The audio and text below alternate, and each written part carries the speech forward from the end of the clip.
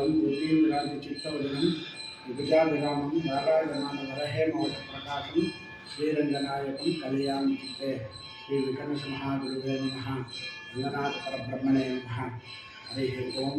ಶ್ರೀ ರಂಗನಾಥ ಸ್ವಾಮಿ ದೇವಾಲಯವು ಯಲ್ಲಾಪುರಪೇಟೆಯಲ್ಲಿ ಸುಮಾರು 1000 ವರ್ಷಗಳ ಮೇಲ್ಪಟ್ಟು ರಂಗನಾಥ ಸ್ವಾಮಿ ದೇವಾಲಯ ಪ್ರತಿಷ್ಠೆಯಾಗಿದ್ದು ರಾಜರಾಜೇಶ್ವರರ ಪ್ರತಿಷ್ಠಿತವಾಗಿ ಆನಂತರ ಕೆಂಪೇಗೌಡರು ಜೀರ್ಣೋದ್ಧಾರವನ್ನು ಮಾಡಿ ಈ ರಂಗನಾಥ ಸ್ವಾಮಿ ದೇವಾಲಯವನ್ನು ಪರಿಪಾಲಿಸಿದರು.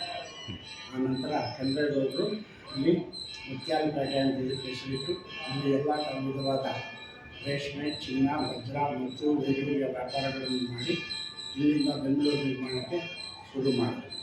ಬೆಂಗಳೂರು ನಿರ್ಮಾಣವಾಗಿದ್ದು ಇಲ್ಲಿಗೆ ಚಿಕ್ಕಪೇಟೆ ಸರ್ಕಲಿಂದಲೇ ಬೆಂಗಳೂರು ನಿರ್ಮಾಣವಾಗಿದೆ. ರಂಗನಾಥ ಸ್ವಾಮಿ ದೇವಾಲಯದಲ್ಲಿ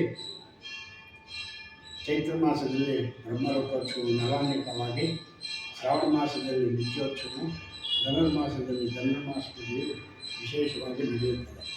ವೈಕುಂಠ ಏಕಾದಶಿಯಂದು ವೈಕುಂಠ ಪ್ರಾಕಾರ ಪ್ರವೇಶ, ದೇವರ ದರ್ಶನ, ತೀರ್ಥ ಪ್ರಸಾದ ಎಲ್ಲವೂ ನಡೆಯುತ್ತದೆ.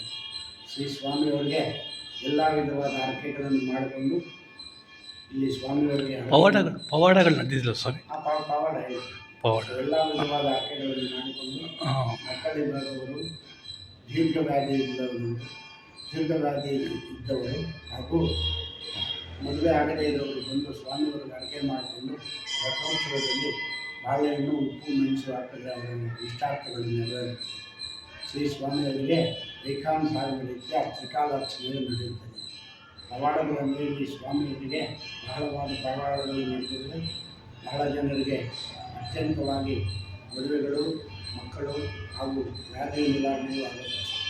ಇಲ್ಲಿ ಬಂದು ಪೂಜೆ ಮಾಡಿಸ್ಕೊಂಡು ಹೋಗೋರಿಗೆ ಅವರೆಲ್ಲ ಇಷ್ಟಾರ್ಥಗಳು ನೆರವೇರುತ್ತದೆ. ಶ್ರೀ ಸ್ವಾಮಿಯವರಿಗೆ ಯಲ್ಲಾಪುರಪೇಟೆ ರಂಗನಾಥ ಸ್ವಾಮಿ ದೇವಾಲಯದಿಂದ ಪ್ರಸಿದ್ಧವಾಗಿರುತ್ತದೆ.